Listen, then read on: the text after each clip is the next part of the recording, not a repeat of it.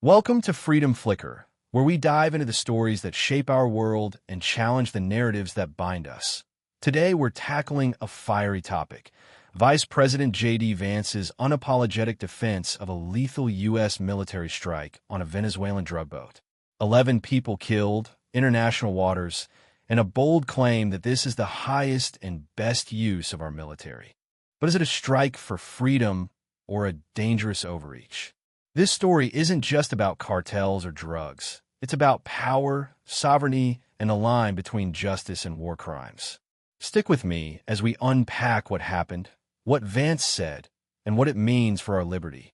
On September 2nd, 2025, the U.S. military conducted a lethal strike on a boat in the southern Caribbean, killing 11 people.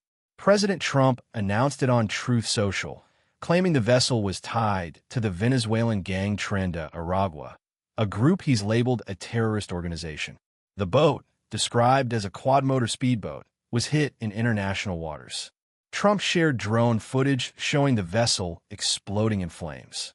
Secretary of State Marco Rubio and Defense Secretary Pete Hegseth confirmed this wasn't a one-off. More strikes could follow. This comes after the U.S. ramped up its presence in the Caribbean, deploying warships, P-8 spy planes, and even a nuclear submarine to counter drug cartels. Trump accuses Venezuela's Nicolas Maduro of aiding these groups, escalating tensions. Maduro didn't directly address the strike, but played a song called Tiburon, a jab at U.S. intervention.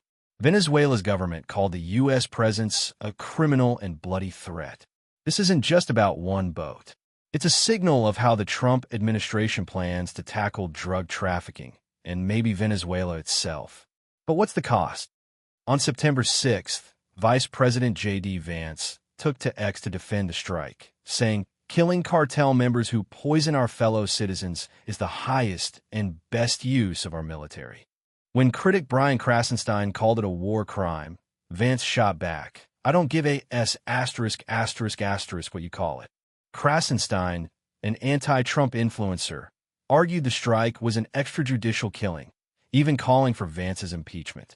Vance didn't back down, doubling down on targeting cartels. This exchange lit up X, with some praising Vance's toughness and others questioning the legality. Reporters see this as a bold move to stop drugs flooding the U.S. Over 100,000 overdose deaths annually are linked to fentanyl and other narcotics.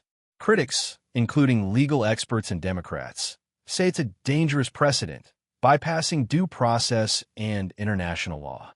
Vance's blunt language, "I don't give a shows a no-nonsense approach, but it's also polarizing. Is he speaking for Americans fed up with the drug crisis, or is he dismissing serious ethical concerns? The strike raises big questions.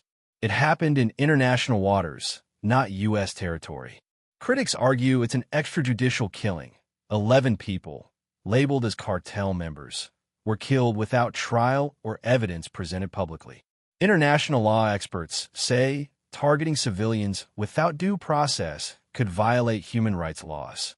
Krassenstein claimed it's a war crime, and some former national security officials agree, pointing to the lack of transparency about the boat's cargo or occupants.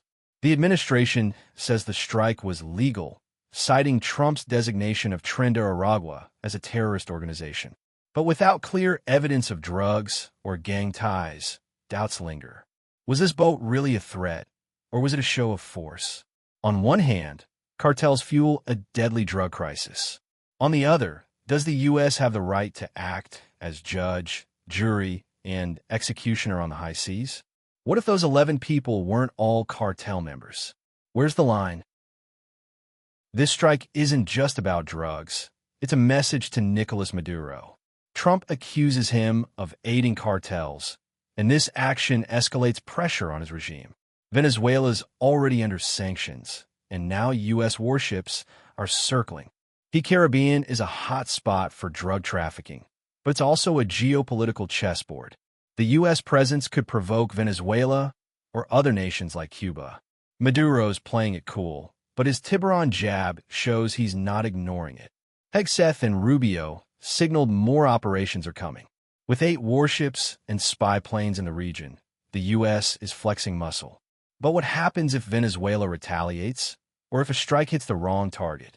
Allies might back the U.S. fight against drugs, but others see this as American imperialism.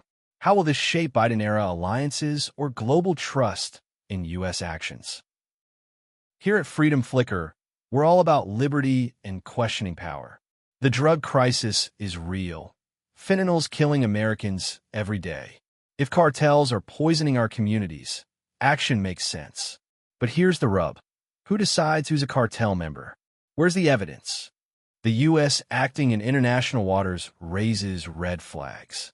If we can strike a boat without proof, what stops another country from doing the same? Liberty means accountability, not just power. Vance's "I don't give a s******* attitude resonates with people fed up with bureaucracy. But dismissing war crime accusations without debate? That's a dangerous precedent for a free society. This isn't just about one strike. It's about how far the U.S. can go to protect its interests. Freedom means standing strong, but also playing fair. We need transparency. Show us the evidence, or this looks like a power grab. What do you think? Is Vance right to back these strikes, or is this a step too far? Drop your thoughts in the comments. Hit that like button if you want more deep dives, and subscribe to Freedom Flicker to keep the conversation going. Share this video to spark discussion, because freedom thrives when we question power. Thanks for watching Freedom Flicker. Stay curious, stay free, and we'll see you next time.